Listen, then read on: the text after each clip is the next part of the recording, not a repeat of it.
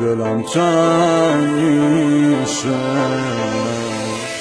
اگه راه داره برگرد بیا، دلم هر شب میشه تنگتر بیا. همه میدونه که بمبر کردی یا سر حرفای من تو لچ کردی یا، ولی من ببین خوبه تو میخوام، ولی قسم میخورم اونو تن تو میخوان. آره خوبه تو میگم ولی بد تو میخوام. من واسه تو میزنم هر سگ دویی، مهم نی غرورمو پرپر کنی، کش بشه فقط منو درکم کنی.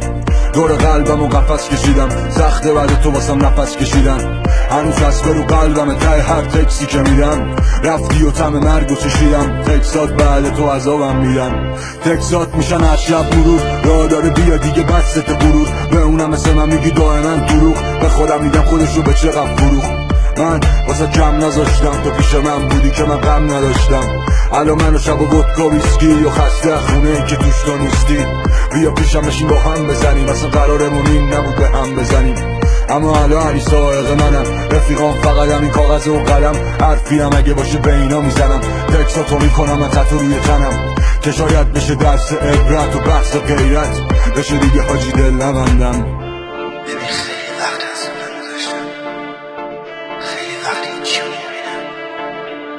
نمیدونم کجا راه اشتباه رفتم. خیلی وقت من نبودم خیلی شدم، چی شده نشد.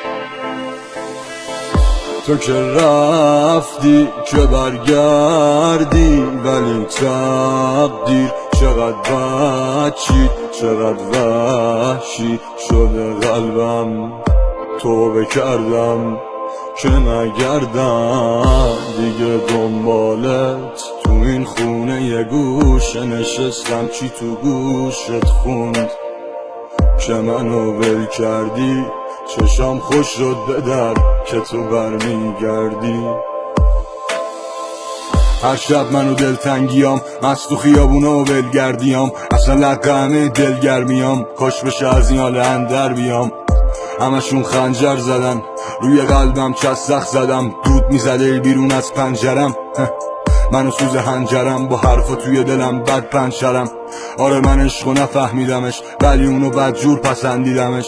حسم بهش کسچر نبود، هر شب میشه زیر چشمام کبود. میمردم اگه یه رو پیشم نبود. ولش کن آجی، اصلا شاید قسمت نبود.